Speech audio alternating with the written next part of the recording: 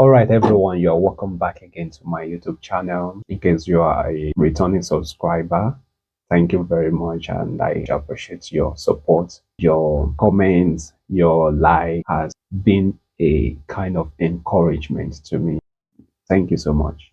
And of course, if you are new to this channel is strictly meant for the discussion of music theory. So different areas of music theory, we discuss them here, and I try as much as possible to simplify this area so that it becomes very clearing to everyone, right? Even though you are a beginner or you are advanced in music, this class actually caters for all your needs, right?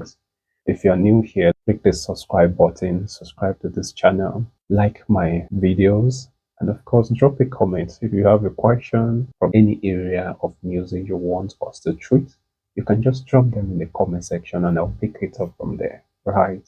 If you go back into my channel, you'll see that I've done several videos in the past bordering on scale, chords, time signature, key signature, different aspects of music theory. So I've done some videos on these areas. All right, so your support is very, very important, and thank you as you click this subscribe button. All right, everyone, there's a task here. If you know the answer, you can drop them in the comment section. Of course, let's try to answer the questions together.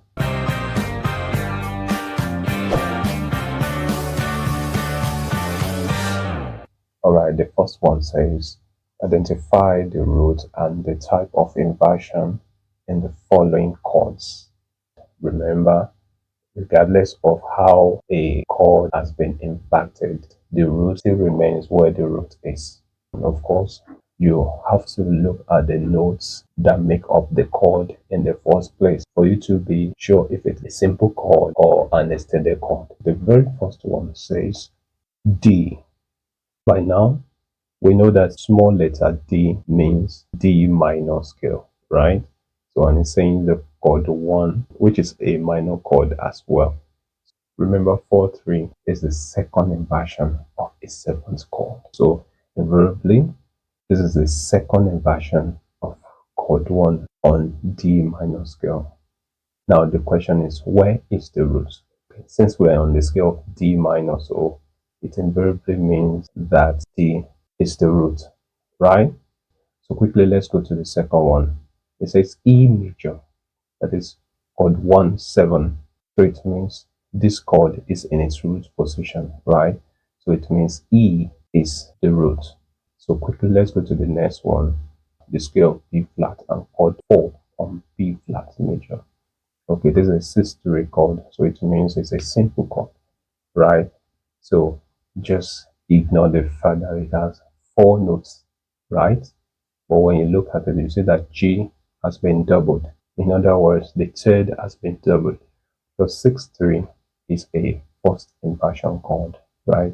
It shows the chord is in its first inversion. So it means E flat is the root. So quickly, let's go to the next question. So this scale is C major, right? Because it's capital letter C, and it's chord 1/2. Remember from the previous class, 2 is the third inversion of a 7th chord, right? So you can call it 4/2 or simply 2, right? So it's the third inversion. Okay, so if this is the third inversion, it invariably means that the root of the chord is C. So quickly, let's go to the next one. A major here, A major chord 1/6/5 on A major. That is the first inversion of a 7th chord, right?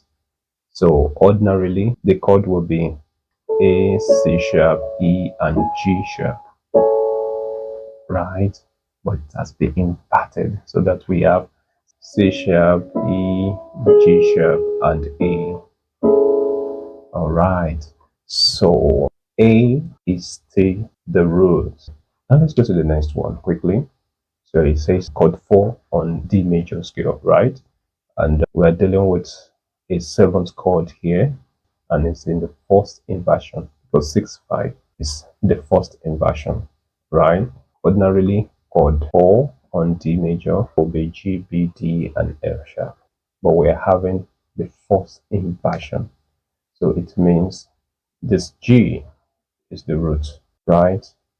Okay, so as a little recap, in naming our figure bass, if it's a simple chord, that is a chord with 3 notes, then the root position chord will be called 5-3. The first inversion will be called 6-3 or simply 6. The second inversion will be called 6-4. But when we move to the extended chord, that is the 7th chord, now in this case, the root position is simply 7, right? The fourth inversion will be 6-5. The second inversion will be 4-3, and the third inversion will be 4-2 or simply 2. Okay, so when you have this at the back of your mind, then to name any chord will not be a challenge to you, right?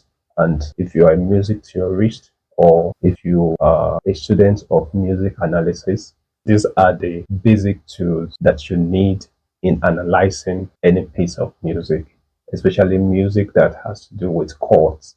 Okay, so let's go to the second question.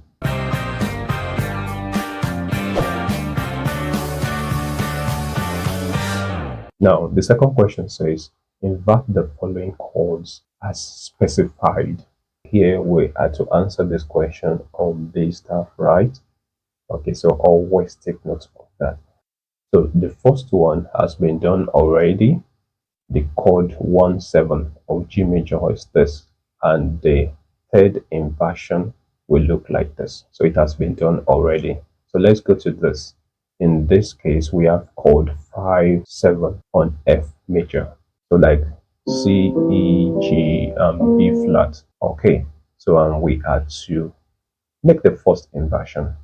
So the first inversion will look like this: E, G, B flat, and C, right? Okay, so that's the first inversion of chord 5-7 on F major. Okay, now let's go to the next one. So the next one says invert chord 5-7 on C major into the third inversion. Remember to denote third inversion, right? So that is the third inversion of a 7th chord. Now let's try to invert this chord. So we have it as F, G, B, and D. That's the third inversion of chord 5-7 on C major, right? So let's go to the next one. So we have chord 4-7 on B flat major. We are to make the second inversion of it. So the second inversion will look like this: B flat, D, right? Let's go to the next one. So it says chord 4-7 on F major. We are to make the first inversion of it. So the first inversion will go this way: D, F, A, and B flat. D, F, A, and B flat. Right. So, ladies and gentlemen, we've come to the end of this section, and I will see you in the next one.